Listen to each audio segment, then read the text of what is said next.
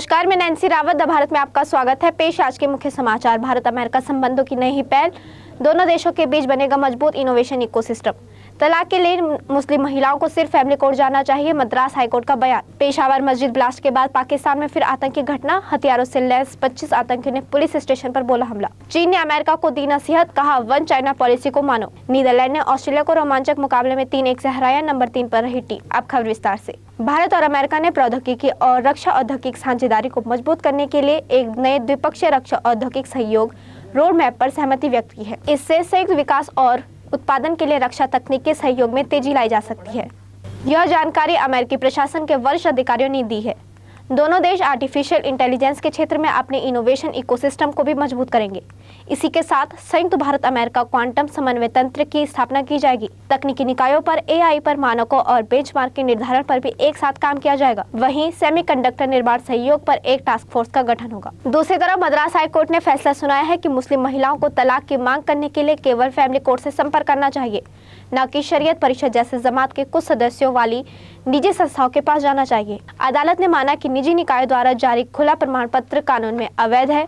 न्यायमूर्ति सी शिवरामन की बेंच ने चेन्नई की शरीयत परिषद द्वारा जारी तलाक प्रमाण पत्र को रद्द कर दिया और अलग हुए जोड़े को अपने विवादों को हल करने के लिए फैमिली कोर्ट या तमिलनाडु कानूनी सेवा प्राधिकरण से संपर्क करने का निर्देश दिया। दूसरी तरफ उप मुख्यमंत्री मनीष सिसोदिया ने एक बार फिर उपराज्यपाल वीके सक्सेना को चिट्ठी लिखकर सरकारी स्कूलों के शिक्षकों को ट्रेनिंग के लिए फिनलैंड भेजे जाने के प्रस्ताव को तत्काल अनुमति देने की मांग की है। डिप्टी सीएम मनीष सिसोदिया ने पत्र में कहा कि एलजी के टेबल पर 10 दिनों से शिक्षकों की फिनलैंड ट्रेनिंग की फाइल पड़ी है, लेकिन अब तक कोई फैसला नहीं लिया गया। अक्टूबर 2022 से टीचर्स को ट्रेनिंग के लिए फिनलैंड भेजे जाने की फाइल एलजी के दफ्तर के चक्कर काट रही है और एलजी से अनुमति नहीं मिलने के कारण मार्च 2023 में प्रस्तावित 30 शिक्षकों की ट्रेनिंग रद्द होने की कगार पर है। खबरों में आगे बढ़ते हुए बात करेंगे अंतर्राष्ट्रीय खबरों की। पाकिस्तान की मुसीबत खत्म होने का नाम नहीं ले रही। एक तरफ आर्थिक तंगी तो दूसरी तरफ आतंकवाद ने देश की कमर तोड़ दी है। देश अभी पेशावर की मस्जिद में धमाके से उबरा भी नहीं था कि एक और आतंकी हमला हो गया। इस बार आतंकियों ने पुलिस स्टेशन को निशाना बनाया है। पाकिस्तान की पुलिस ने पुलिस स्टेशन पर हुए इस आतंकी हमले को नाकाम कर दिया। Inspector general police Punjab doctor Usman Anwar ने आतंकी हमले को विफल करने के लिए पुलिस स्टेशन के एसएचओ को बधाई दी है। हमले के समय डीपीओ मियांवाली भी अतिरिक्त फोर्स के साथ मौके पर पहुंच गए थे। इसके बाद जिला मुख्यालय अस्पताल में आपात स्थिति घोषित कर दी गई। दूसरी तरफ 2025 में चीन और अमेरिका के बीच युद्ध हो सकता है। ताइवान के मुद्दे पर चीनी हरकतें युद्ध का कारण बन सकती है। अमेरिका के 4 स्टार एयरफोर्स जनरल माइक मिन्हन का बयान दुनिया की 2 महाशक्तियों को आमने सामने ले आया है।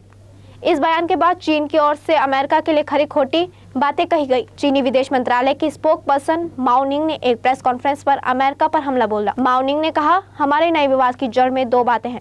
पहली ये है कि ताइवान की डेमोक्रेटिक प्रोग्रेसिव पार्टी अमेरिका पर निर्भर हो रही है।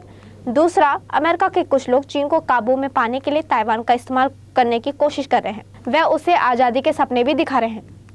अब वक्त एक छोटे से ब्रेक का, फिर लौटेंगे। ITM हमारा, इसमें बहती ज्ञान की गंगा है, इसमें रहती प्रेम की यमुना है, सिद्धांतों का उच्च हिमालय है, भक्ति सिखाता एक तिरंगा है,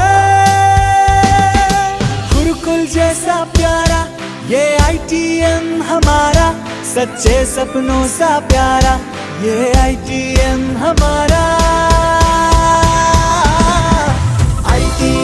हमारा ये इंस्टीट्यूट हमारा, सच्चे सपनों सा प्यारा ये ITM हमारा, ITM हमारा ये इंस्टीट्यूट हमारा, सच्चे सपनों सा प्यारा ये ITM हमारा। ब्रेक के बाद एक बार फिर से खबरों में आपका स्वागत है। केंद्र सरकार किसानों के लिए बजट 2023 में खास ऐलान कर सकती है। रिपोर्ट के मुताबिक सरकार इस बार एग्रीकल्चर और ग्रामीण का आर्थिक विकास करना चाहती है। ऐसे में किसान योजनाओं के तहत कई बड़े ऐलान किए जा सकते हैं और इसका फायदा सीधे किसानों को मिल सकता है।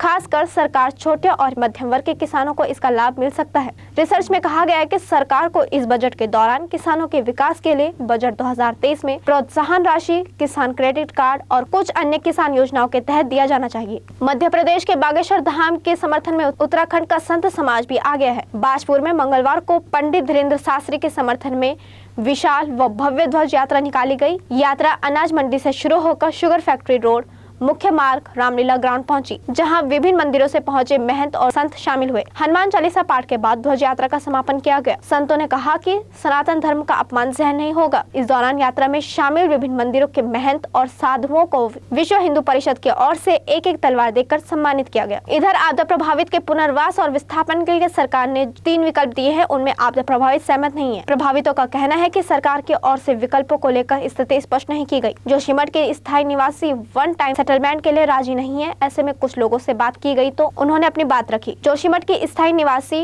वन टाइम सेटलमेंट नहीं चाहते हैं। यहाँ पर हमारा कारोबार चलता है, हमें मकान व भूमि की क्षति का आकलन कर मुआवजा दिया जाए। यदि हमारी भूमि रहने लायक है तो उसकी रिपेयरिंग कर हमें वहाँ रहना दिया जाए। जिन लोगों को वन टाइम सेटलमेंट दिया जाएगा वह इस पर जल्द निर्माण हो। दूसरी तरफ भारत के खिलाफ टेस्ट सीरीज से पहले ऑस्ट्रेलिया टीम को बड़ा झटका लगा। मिचेल स्टार्क भारत के खिलाफ पहले टेस्ट में नहीं खेलेंगे। उन्होंने खुद इस बात की पुष्टि की है। ऑस्ट्रेलिया के तेज गेंदबाज मिचेल स्टार्क ने पुष्टि की है कि वह भारत के खिलाफ बॉर्डर गावस्कर ट्रॉफी के पहले टेस्ट नहीं खेल पाएंगे। स्टार्क को दक्षिण अफ्रीका के खिलाफ बॉक्सिंग डे टेस्ट में अपने बाएं हाथ की उंगली पर चोट लगी थी और फिर वह सीरीज के आखिरी मैच में नहीं खेल सकते। दूसरी तरफ हॉकी वर्ल्ड कप में नीदरलैंड ने ऑस्ट्रेलिया को हरा दिया है। इस मैच में नीदरलैंड ने ऑस्ट्रेलिया को 3-1 से हराया। बहरहाल नीदरलैंड टीम ऑस्ट्रेलिया को हराने के बाद टूर्नामेंट में तीसरे नंबर पर रही। वहीं इस मैच की बात करें तो दोनों टीमों के बीच यह मैच काफी रोमांचक रहा, लेकिन आखिरी में बाजी नीदरलैंड की टीम ने मारी। नीदरलैंड से हारने के बाद ऑस्ट्रेलिया टीम ने चौथे नंबर की टीम के तौर पर टूर्नामेंट में अपना सफर समाप्त किया, जबकि नीदरलैंड की टीम टूर्नामेंट में तीसरे नंबर पर रही। इसी के साथ आज के समाचार समाप्त हुए। धन्यवाद।